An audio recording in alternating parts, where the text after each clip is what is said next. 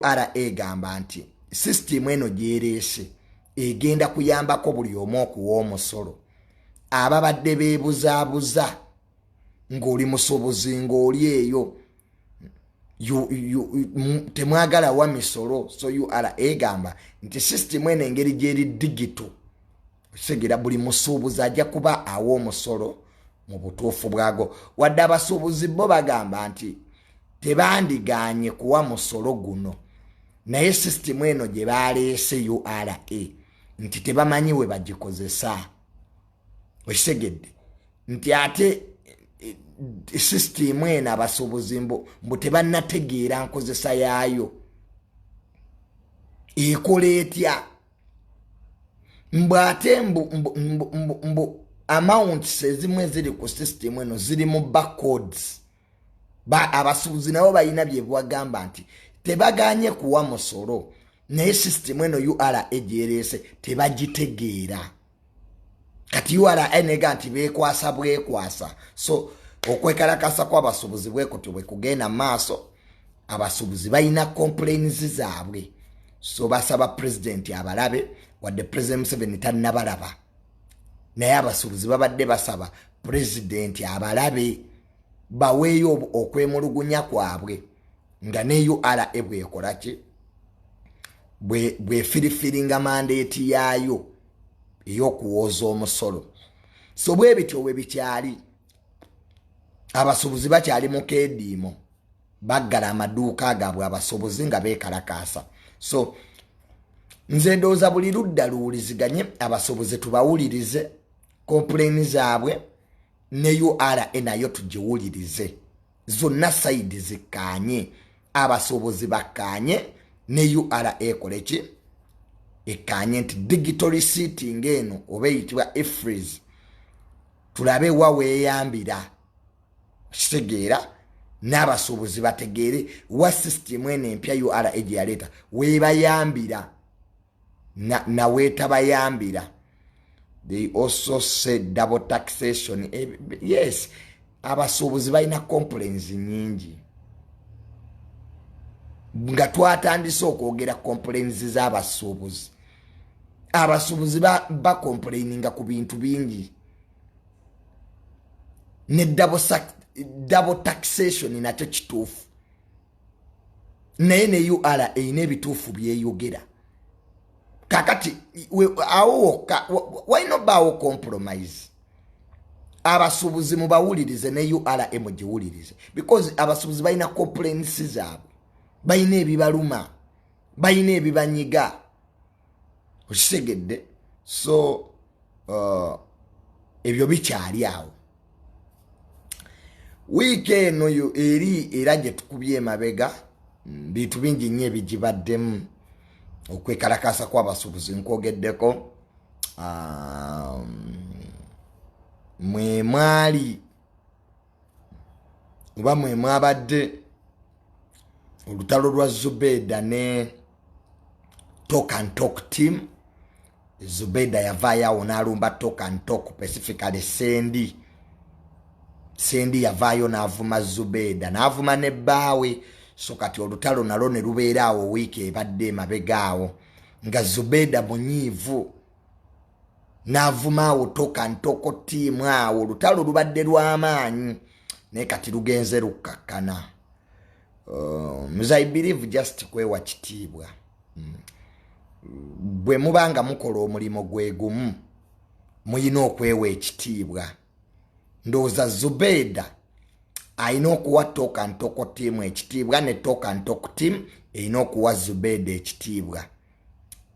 It is vice versa respect. Ssendi ayina okuwa abantu respect n'abantu nabo bamuwa ekitiibwa. Respect is two-sided. Ekitiibwa bakyewa naye bw'olowooza nti ojja vuma abantu bo balema okuvuma oba mukyamu wano wovuma abantu era nabo bajja kuvuma bw'okakkanya abantu era nabo bajja kukakkanya bw'opromotinga abantu bajja kupromotinga ensi ky'ogiwa kyekuwa life bwetyo bweri kyowensi action and reaction are equal but opposite. bw'ojja wano n'otandika okuvuma abantu n'okkakanya abantu nabo era bagenda kuvuma. Okitegedde? Kaakati okumalawo ebyo byonna ndowooza tulina okwewa ekitiibwa, tulina okwerespectinga. Nga bw'otayagala kuvuma n'abalala era tebaagala kubavuma, nga bw'otayagala kukkakkanya n'abalala era tebaagala bakkakkanya. So ndowooza abakola omulimu guno ogwa analyzing blogging balina okukitegeera nti ebintu ebimu amannya agamu naddala abantu nga mukola omulimu gwe gumu oba oboogerako kitegeere nabo bajja kwogerako. Kakati oyinza okwogerako omuntu ng'okozesa platform yo ate ye n'agenda ku ndala n'akuddamu. So lwe lutalo lwa Zubeda ne Ssendi olubaddewo wiiki ewedde, naye ekirungi bonna bantu bawamu era bajja kukkaanya. I believe Zubeda ne Ssendi bajja kukkaanya because bonna bannamawulire. Nze saagala nnyo okukola stories nga bannamawulire beevuma, kinnuma kwakati nange ninga ow'amawulire. Tegeera bwe ndaba bannamawulire nga bayombagana real ekimpisa bubi, kaa tulina kukwatagana, tulina kuba bumu, tulina kuba na comradeship. So nze sikiririza mu kukakkanya balala, sikiririza mu kuvvoola balala. Nze I believe nti buli omu wa mugaso ate buli omu aba n'endowooza ye, naye osobola okuwa endowooza yo nga tovumye ate nga tovvodde. Bintu bibiri bya njawulo. Osobola okuwa endowooza yo nga tovumye ate nga tolina govvodde era abantu ne bakuwulira. So okuvuma n'okuvvoola n'okuwa endowooza bya njawulo bisatu. You can give your opinion without abusing or belittling anybody, but you cannot give your opinion in the sense of belittling others, of abusing others, of putting others down. That's not an opinion. So ebyo nabyo byali awo. Segera muganda wange Buule nkukongratulatinga. Buule yawasizza, yafunye omukyala Buule, embaga yali awo nga y'amaanyi. I congratulate you Buule, kwagala nnyo my brother. Era mu wiiki eno mu wiiki ewedde ebifaananyi bya mukulu wange Hamu byafuluma. Miss Kigundu omugagga yalaga bakyala be nga banyirira haki 3, bakyala 3 n'abaana. So ebifaananyi bya Hamu byogezza abantu obwama mpaka nakati abantu bakyabidipetingako. So omugagga Hamu kyaddaaki yamala n'alaga famire ye, bakyala be 3 n'abaana. Naye bannange tukole ssente, basajja bannange tukole ssente. Obulamu bujja kwanguwa ng'oyina ssente. Naye nalaba famire ya mukulu wange Hamu nga bakyala be banyirira, bonna beeru, ng'abaana balungi, temulimu muddugavu n'ogwo. Era nze nagobye abakazi abaddugavu. Bw'oba oli eyo ng'oli mukazi nakugobye, nze abagagga bye bakola byenkola, nkoppa bagagga. Kwa if you want to be rich, you must imitate the rich people. Mukulu wange Hamu ayina ensonga lwaki bakyala be bonna beeru. Kakati gwe oli eyo oli muddugavu, simanya Black Beauty, tonkubira essimu.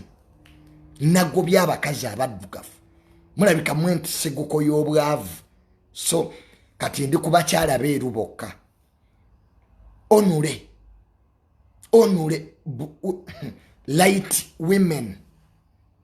Kwa abagagga abo bagenda ne bakola ebintu naye balina ensonga. So my brother Hamu tukukongratulatinga. Ndowooza nange kati nakyusizzaamu, njagala bakyala beeru.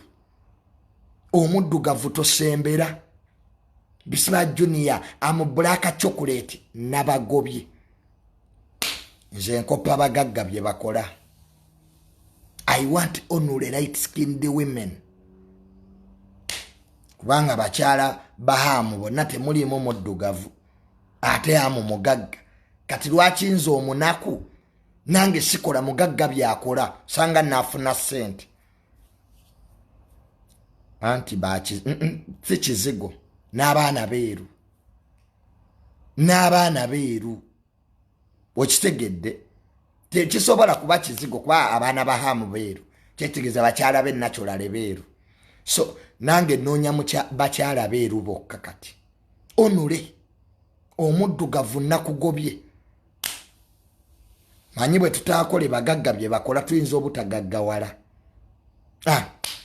era kati ndi mu kusoma kitabo kya hamu based on reasoning and reality okugaggawala kufumiitiriza ndowooza ya bwongo okitegedde I think haki the fourth wife is gonna be black nedda beeru bokka betwagala era nakyusizaamu abakazi abaddugavu munansonyiwa naye munoonyeeko ekibanja ewalala njagala kati bakazi beeru kirabika sente mwe ziri so we congratulate you my brother okutuwa good example fenga abavubuka obufumbo oba family y'ensiguko ya buli kimu so bino byo byabadde awo family baana balungi esente weeri banne tukole nnyo sente ndoza abasiraamu abali eyo bahaji hamu yabawadde ekyokulabirako mukole ensimbi ebifaananyi mwabirabye abaana balungi abakyala balungi kwegamba n'olaba omukisa banne hamu ayina omukisa nze sirabangako omuntu mu nsi muno naye hamu ayina omukisa ate mwetowaze yayina abakyala abalungi yayina abaana abalungi yayina essente ye muto kwegamba Allah yamuwa buli kimu Allah yamuwa kyokka n'asigala nga mwetowaze ate mukkakkamu so nange I'm going to parade my wives nange bakazi bange ngenda baparadinga naye bagenda kuba beeru bokka abaddugavu nabakyaye saagala mukazi muddugavu kuddamu kunkubira ssimu abaddugavu munoonyeeko ekibanja ewalala bino black is beauty sibanya black is gold mukwano kwata obubiibwo nze nja kuzaala abaana banyirira abaana abatalina firuta naye abamu mweteekamu ne firuta mmwe ku TikTok neera n'osigala ng'oli mubi lwa buddugavu I no longer want black women nabagobye kyabika ate ne Yesu era yali muddugavu yuwadde ensiguko y'obwavu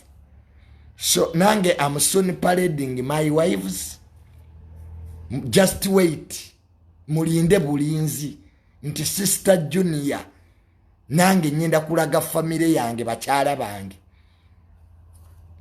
naye bonna beeru so abakyala abeeru nga muli eyo inbox me ng'oli mukyala mweru naye ng'onoonya bufumbo inbox me ompe requirement sizo laavu ya Kenzo ne Nyamutoole ekyagenda mu maaso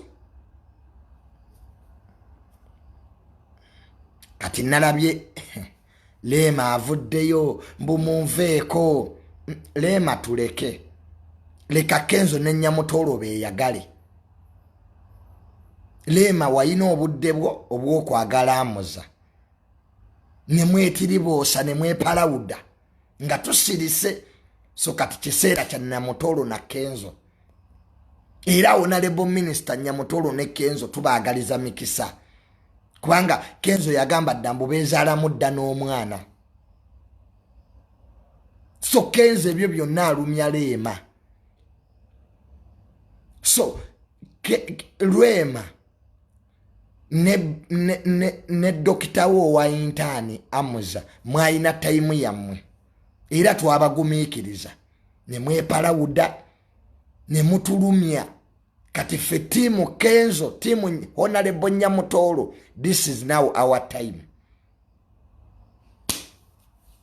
Temujja kutusirisa. Leema nga watusaaliza. Ani atakulaba Leema? Bw'opositinga Hamuza, bw'omutukuba, my husband.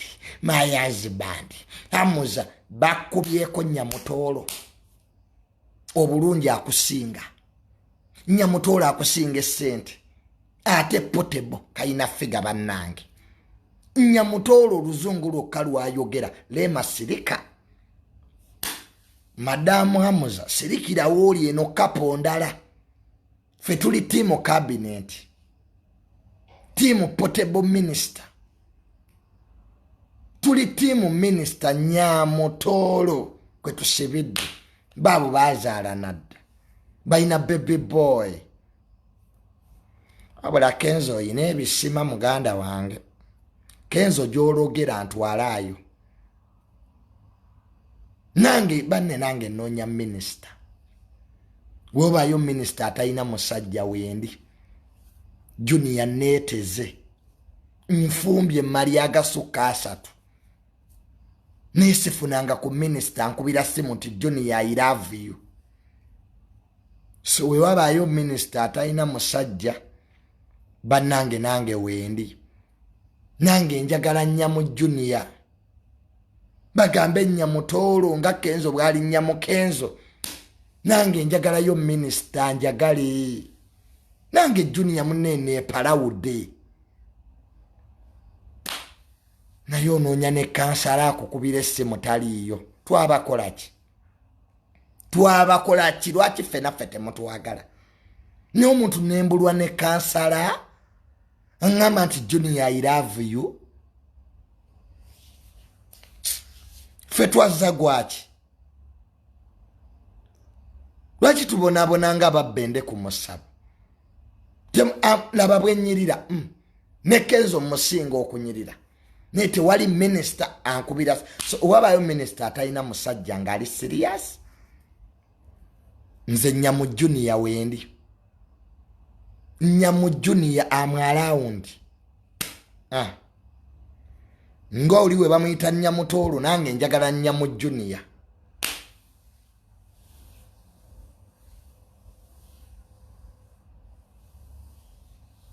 Kitegedde ekintu ekyo.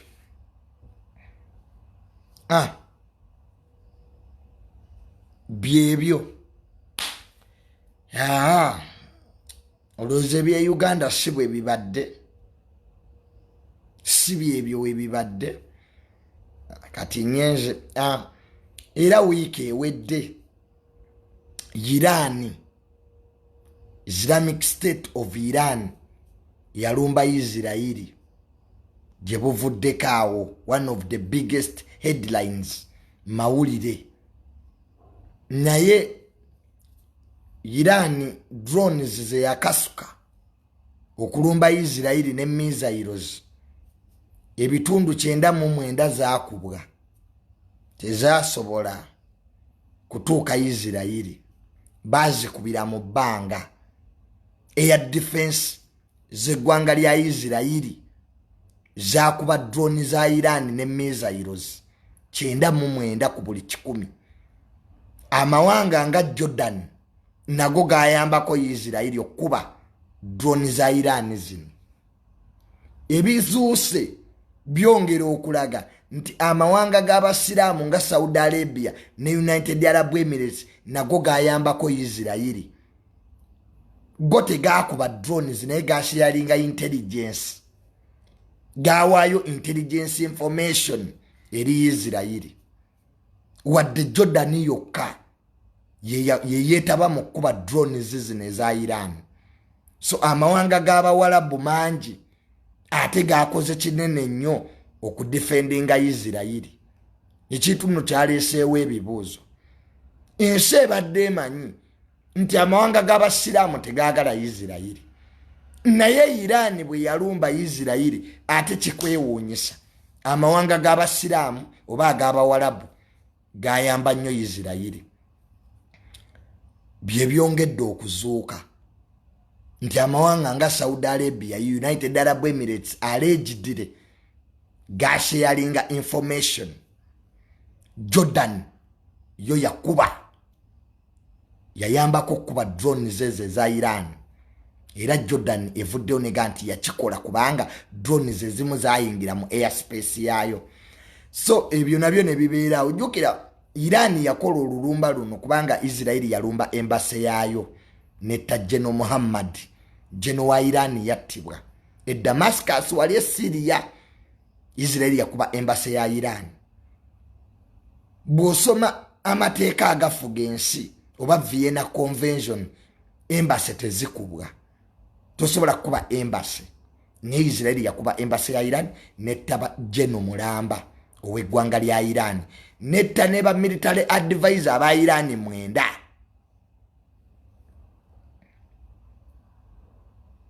Mwenda baafa. Kati ekyo ne kinyiiza Iran. Iran negamba nti erina okulumba Israeli.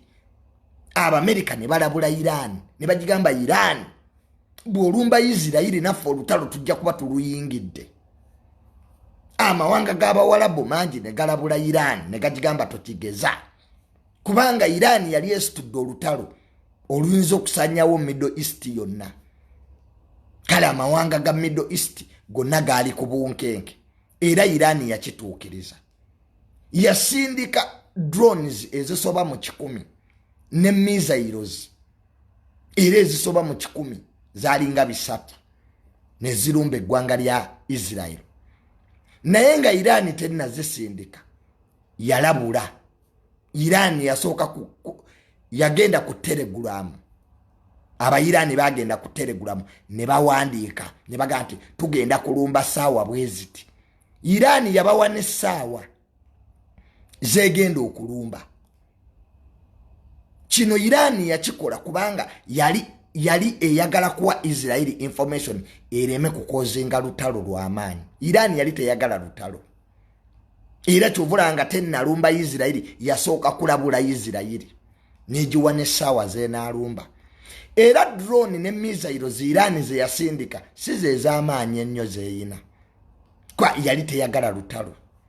It had pressure. Iran yayina pressure okuva mu ba Iran abantu ba bulijjo to respond. Kati bayinza kutta General Mulamba n'otabaako kyokola. Kyali kijja kuswaza Iran singa teyakikola. So netegeeza Israeli ku Telegram ne boogereza Iran neyogerezeganya n'Abamerika. Era Abamerika be basooka okugamba nti Iran yejja kulumba. Amerika yali emanyi kwa aba Iran bagigamba. So ne waba nti Iran yali calculative, yali teyagala kozinga damage y'amaanyi era mu bulumbaganyo obwakoleddwa teri yafudde. Tewali mufu okujjako omwana ow'emyaka 16 ye yakosebwa. Missiles ezimu zayita mu air defense ya Israeli zabadde 2, emu yakubye base ya Israeli nekozinga damage ntono n'omwana. So teri yalumiziddwa kubanga Israeli bali aba Iran balabula bali babagamba nti tujja kulumba ne sawa ne bazibagamba. Era ne drones Iran ze yakozeseza zabadde zidduka mpola zamaze saawa 2 okuva mu Iran okutuuka Israeli kyazitwalidde saawa 2 okutuuka. So Israeli ne yetegeka. So obulumba Iran bwe yakoze ku Israeli tebwabadde surprise. Israeli yali emanyi kuba abagibuulira obutakozinga lutalo. So Israeli gegamu ku mawanga gasinga air defense ez'amaanyi eyina alofiri. Israeli defense system yayo esooka waggulu. Okay, ketuve waggulu nga tuzidda wansi. Space ya Israeli ekumibwa multinational defense layers. Israeli tekumibwa defensive system ye emu eyina 4 ate zonna ziri integrated zikolera kumu. Esooka bagita alofiri. Ye defensive system ya Israeli yesooka mu bbanga. Eyo alofiri operating beyond the earth's atmosphere. alofiri ekuma Israel defensive system omuzinga gwayo gufuluma ebweru wensi bogisomako alofiri omuzinga gwayo gufuluma ebweru it operates beyond the earth's atmosphere alofiri bagikola kuba ballistic missiles na intercontinental ballistic missiles bokuba missile eri Israeli oba nokosa ballistic missiles Israeli ejja kukozesa alofiri defensive system yayo eddako ng'ovudde ku alofiri ekyenjawulo ekiri ku alofiri emizinga gya alofiri gikyuka it can go anything okay bwe bagisindika okuba target e Masaka nga target eri Mityana ejja kukyuka egoba emitiyana it doesn't look on the target enonya target yonna gyeri it can change in any direction alofiri defensive system ya Israeli bwe bagisindika okuba missile esobola okukyuka in all directions according to target gyeberi so it can change eddako alo2 ye defensive layer eyokubiri ya Israeli singa alofiri emisingo kuba missile alo2 yegikuba if alofiri misses alo2 kati system eddako wetwina David Sling ekolera wamu ne patriotic defensive missile y'aba America zino zikolera kumu singa ekintu kyonna kiyita ku alo2 defensive system ya Israeli David Sling egikuba ne patriotic ze ziddakawo muleya kyobulanga bagita multinational then David Sling ne patriotic bwe zivaako ne tudda ku Iron Dome yabanji mugimanye kuba rocket butono ekuba bugulu nedi Iron Dome yeddako kati Iron Beam yesembayo ezo zonna defensive system za Israeli ate zonna zikolera kumu so Israeli gegamu ku mawanga agasinga okuumibwa gaina system ezikuuma obwengula so omuzinga gwonna okusala kiba kizibu era Iran ku bulumbaganyi bwe yakoze 99% emizinga gya Iran gyakubiddwa kwa system Israeli na system za amaanyi alofiri esooka waggulu alo2 neddako David Sling neddako David Sling ekola wamu ne patriotic defensive system y'aba America then ne kuddako Iron Dome ne kuddako Iron Beam gye balina yesembayo eyeyokya ekozesa lenses leather okwokya so kati Sidom eyoyo ya amaato Israeli ena system bagita Sidom eyekuma maato gaabwe so mugende system ezo muzisomeko I do believe nti Israeli tegenda kuzaayo muliro Abamerika bajegayiridde Abangereza nabo bagiyambyeko in fact ennyonyi z'Abongereza nazo zakubye amawanga ageetabye mu lutalo luno okuba missile za Iran Bongereza yabaddeko eno yasitudde ennyonyi zaayo nayo neekuba Jordan nayo yakubye missile za Iran obutatuka mu Israeli so agogo gabadde actively na America so agogo nagabadde gakuuma Israeli kino kyalaze nti Israeli e China ba allies abasobola okujja bagirwanireko Israeli kye yalaze Iran nti yeso osobola okunnomba naye Omungereza waali America weeri n'amawanga g'Abawarabu ge tubadde tusuubira nti gali ku side ya Iran ate nago gakoze gasharinze intelligence n'Abamerika okulaba nti Israeli eyongerwa okuumirwa ddala Israeli nsi y'amaanyi era yabadde esobola okwerwanako ekisooka Israeli eyina omuzinga baguyita Jericho muganda wange ebintu bino byenjogera muddeyo mu bisome omayaba nayo gati mwagala kusoma you don't want to research that's the problem with Ugandans temwina research temwina information mwagala kuwakana ebintu bino byenjogerako biwandiiko ddeyo biresearchingeko Israeli eyina omuzinga baguyita Jericho 1 Jericho 2 ne Jericho 3 mizinga gya mutawaana eva kujjayo Jericho Iran teyandibaddewo ekyokubiri Israeli eyina nuclear it's a nuclear armed state ensinga ina nuclear tebagizanyirako Kyovola aba Putin bamukwata mpole e Ukraine. Russia bagyegendereza. Ensi yonna ng'erina nuclear nga Isirairi bwenyiiga esobola okuba Iran mu ssaawa egyo by using 2 nuclear warheads.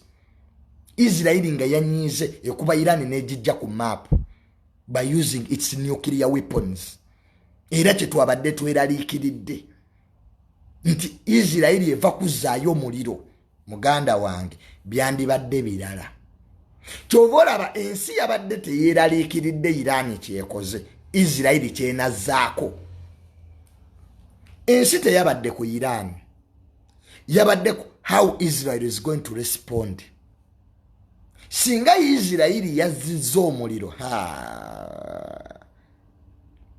singa Iran muginoonya ku maapu nga tekyaliko, balina capacity y'amaanyi. Israel na technology ekyali waggulu. They are technologically advanced.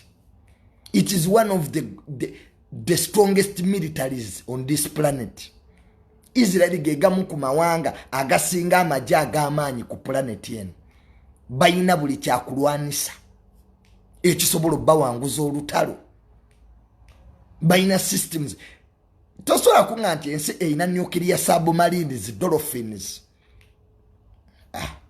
Maimwe mubeera mu ngambo na kulya mbizi. Do you know what they call a nuclear submarine gwe? Nyensa ina submarine ezili nuclear armored. Israeli ezina zi dolphins za bulabe. Ezo neradda teziziraba. Hey! Omuyirani yabadde akutte ku muliro. Irani yabadde ekutte ku muliro. Era kyovula ba Irani yabadde yegendereza. Nkugambye Irani nga tennalumba yagenda ku Telegram ne ugamba Israeli tugenda balumba ne sawa nezibabuulira. Kakati Israeli ne yetegeka. Naye muganda wange Israeli nati yabagamba. Israeli yagamba Irani fete tulina buzibu na kutulumba. Naye tewaba n'omwafa. Era mu bulumbo bwakoleddwa tewali mu Isirairi yafudde. Ekyo Isirairi yabalabula aba Irani. Ne bagamba fete tulina buzibu na kutulumba but make sure no Israeli dies. Singa aba Isirairi bafudde mu lulumba lwa Irani ebintu byandibadde birala. Kyovola ba mawanga nga Bungereza na Amerika ne Jordan olutalo galwetabyemu. Emizinga egimu bagikubye. Abangereza bagikubye bakozeseza ennyonyi zaabwe. America already yali yasembeza dda amaato gayo gano ga Amad amalwanyi preparing for any scenario. Kubanga abazungu kye batya singa Israeli yenyiga Middle East ebeeyolekedde ebizibu. A war between Iran and Israel can tear the whole Middle East. Middle East ebeeyolekedde ebizibu. Kumanyi Israeli geina. If it uses its power, the entire Middle East can cough blood. Middle East ekolora omusaayi. So, I believe nti Abamerika bakoze ekisoboka okukakanya Israeli obutalumba. Nalabyeko chansala wa German nga naye yegasse kubagamba Israeli bambi tolumba. Abangereza nabo luyali bakoze ekisoboka okukakanya Israeli so that olutalo terubeerawo. Ne Israeli ebadde emaliridde ng'egenda okukubira Iran naawe ali eyo otye. Iran ekyali mabega ku Israeli via technology. Alofiri gye nkugambye Rafael company ya Israeli ne Boeing ey'Amerika. Israeli ebyokulwanisa byekola ebikola n'Amerika. Balina partnerships ne companies za America. Kati ngeyo system Alofiri gye nkugambye Boeing company ya America ye yagikola wamu n'aba Israeli. So technology Israeli sharing technology n'aba America. And remember mu America no mu Israeli we bagatta obwongo. They always come up with the best equipment. Israel sharing technology n'aba German waliwo fields ezimu Israel ne Germany ze balina partnerships. Israel esharinga technology n'Abangereza, companies z'Abongereza zikola ebyokulwanisa era ojjasanga nga zikwatagana ne companies za Israel. So it combines the technology of Western Europe n'egattako ebyayo. In fact Israel kyekola ebyokulwanisa amawanga ga Europe bye gakola ebimodifyinga ebyongeramu we babireeta eno babyongeramu ne bibanga bya tabbu. So Iran egezaako bugeza. Iran is still really fighting kati njirabe ekwataganya nnyo n'Abarasha kubanga nga Iran tennalumba Israel babadde Russia wa Putin bagende bamwebuuzeeko. Remember Iran eri mu kulwanirako Russia e Ukraine. Bayina alliance eyo but nga ne Iran tennalumba Israel bagendako eyo e Russia babuuze ku Putin kiki kye balina okukola. I believe Russia yabagamba nti bakikole but mu ngeri provoking lutalo lwa Israel. They shouldn't provoke Israel. Bakikole in a calculative way era bakikoze. Drones Iran ze yakozesa siza mutawana. Iran ina drones ez'omutawana by the way. Size yakozesa. Iran ina emizinga egidduka okusinga sound, hypersonic missiles. Iran teyazikozeseza. So yabadde calculative. Iran obutasajjula mbeera era olulumbo olwawedde abakungu mu ggwanga lya Iran ne bagenda ku Twitter mu gye muyita X ne bagamba tewaliiwo olulumba lulala kiwedde. Bagamba Israel tetuwongerako ekyaffe kikoze eki kuba bava kuleeta lulala ate singa kati birala. So bwe bityo ebyabadde but Iran kyesinga ku Israel maje. Iran ina maje mangi but Israel ina technology. And remember entalo bazirwanisa technology. Israel ye gwanga lyokka mu nsi yonna eryakakozesa artificial intelligence mu lutalo. Bakozesa AI. Israel ye gwanga lyokka erisoso kozesa AI, artificial intelligence mu lutalo. Na America tennaba. Tebannamugezesa Abamerica. Neyo Israel yamugoza. Ngekozesa system yabagita gossip. Ye system ya Israel ya AI. Babikozesa wane Gaza. So nebanga Israel yensi eyamenye record. Buchanga ensi etandika Israel ye gwanga eryaso okukozesa artificial intelligence mu lutalo ngeyita mu system yayo gye bayita gossip. So Abannayuganda musome ebintu bino tebiri complicated. Munso inoba ne information. You just have to read. Abannayuganda magala nnyo wakana n'ebintu biri ku masimu gammwe. Genda osakingemu alofiri defensive system ya Israel. Genda okikole ku ssimu yo leero. Mubeera ku gogo mulaba pornography. Kyekisa eggwanga lino buseegu. Mwaganyo bibuuzi byakwegaddanga. Gundi yegaddanze ne gundi Abannayuganda bye mwagala. Ekisa eggwanga lino temwagala kusoma. You don't want to research. Yet free information wo. Ensi kati olutalo lwerimu lwa information. Ani amanyi ki? Ensi kati we yadda. We are in an information war. Bw'oba tomanyi oba tomanyi.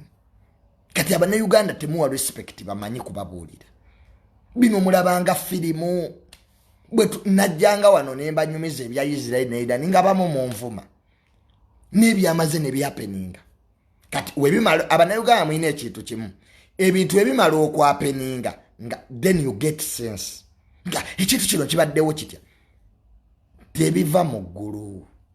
Tewali kintu kiri mu nsi muno kiva mu ggulu. Wano tewali miracles. Ebiseera by'amagero byaggwawo. There are no miracles. Buli kimu ku nsi kibaako entandikwa. But you don't want to read.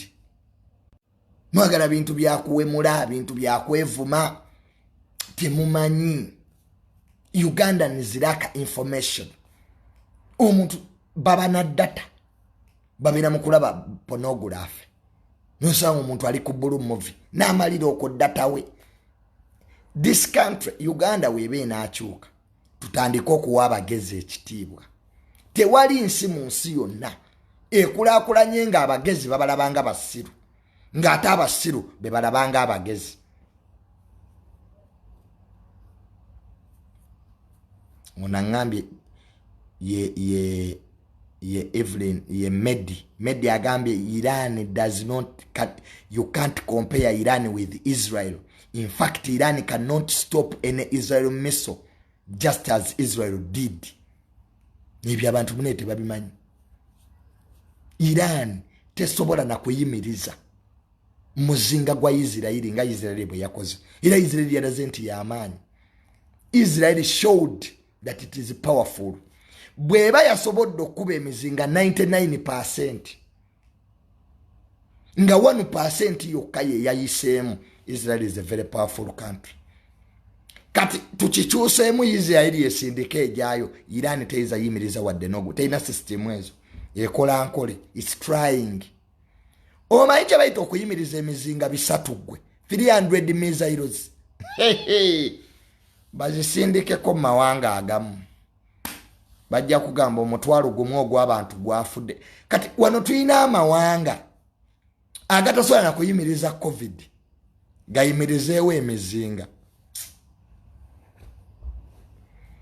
Wewabanga Israel system zaayo teri yafudde nga Iran esindise emizinga egisoba mu 3, then Israel nsi ya amaanyi. It's a very powerful country. Naye singa Israel esindika ejaayo 3, emiranga giyinza okuba Iran awo. Aba Iran bayinza okufa. Zino system zenkugambye Israel zeina zi R1, sorry, zi R3, R2, zi patriotic defensive system za America, zi David Sling, zi Iron Dome, zi Sidom system za bay. These systems are very expensive. Namawanga agamu aga Bulaya tegazina. In fact, Israel yakaguza Finland R3. Namawanga ga Bulaya agamu tegazina. Systems Israel zeina kwa za bay.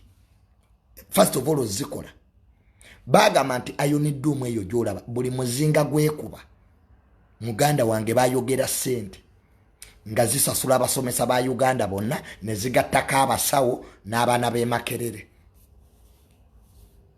Ezo zolaba ezo zikubanga fireworks za bay, very expensive. Kakati abana Uganda temwagala kumanya ensi yaffe abasiru be bayina following. We have refused to respect knowledge.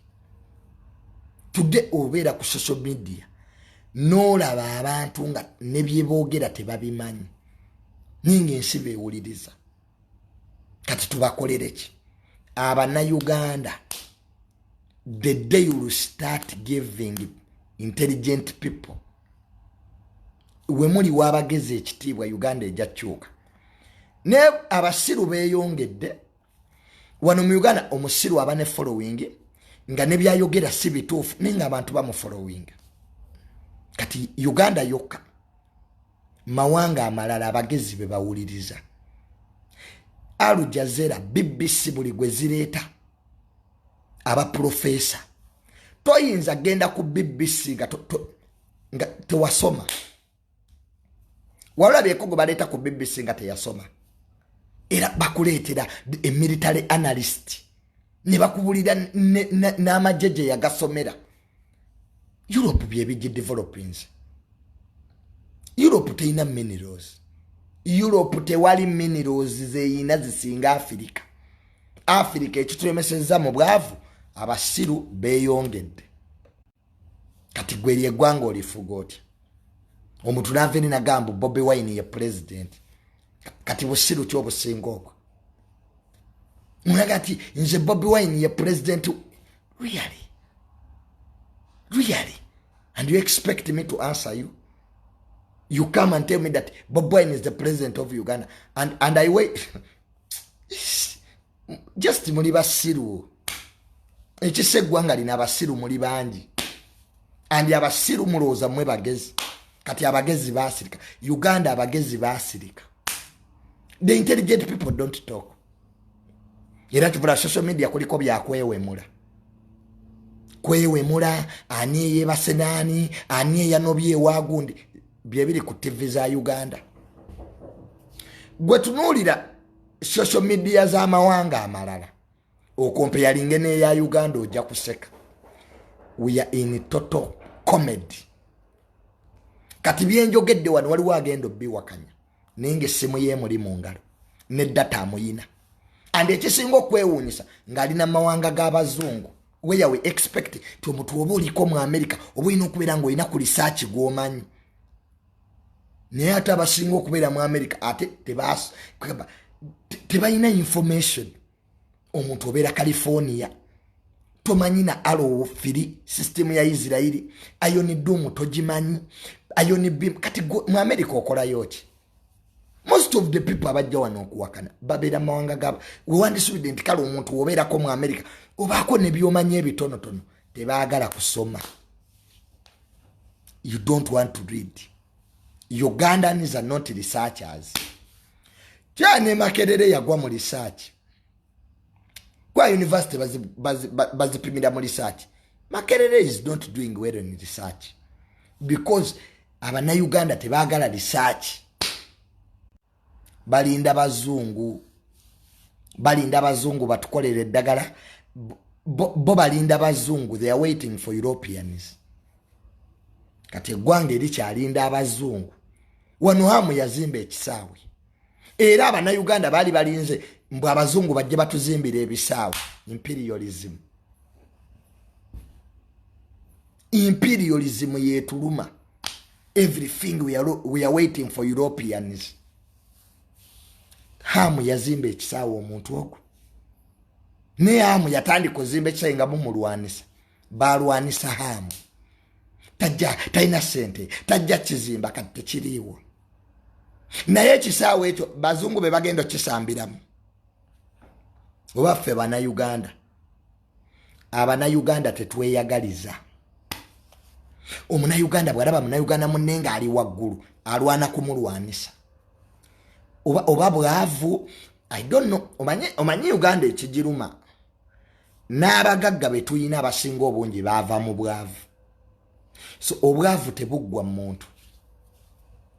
Omanyi omuntu asobola okuba omugagga naye nga mwavu mu mutima. Kali most of the rich people we have in Uganda, they came from poor families. Era obuze bw'obwavu batambula nabwo. They have money, they are rich, but they have a poverty mentality. Nze nasoma psychology, nasoma bwongo bw'abantu. Ekintu ekisinga obuzibu okukyusa bwe bwongo. Obwongo buzibu okukyusa. Omuntu asobola okuva wana Uganda n'agenda mu America n'atambula n'empisa ze ez'obulogo. Ninga abeera California. Ninga akeera forward mind. Obwongo bwalookinga. The mind is hard to change. Obwongo. Bw'oba yagala kumanya nti obwongo bakugobe ku mulimu. Lose your job. Ojja kera ku makya oyambale. Onwe ne chai ojjukire nti baakugobye. So nga mmaliriza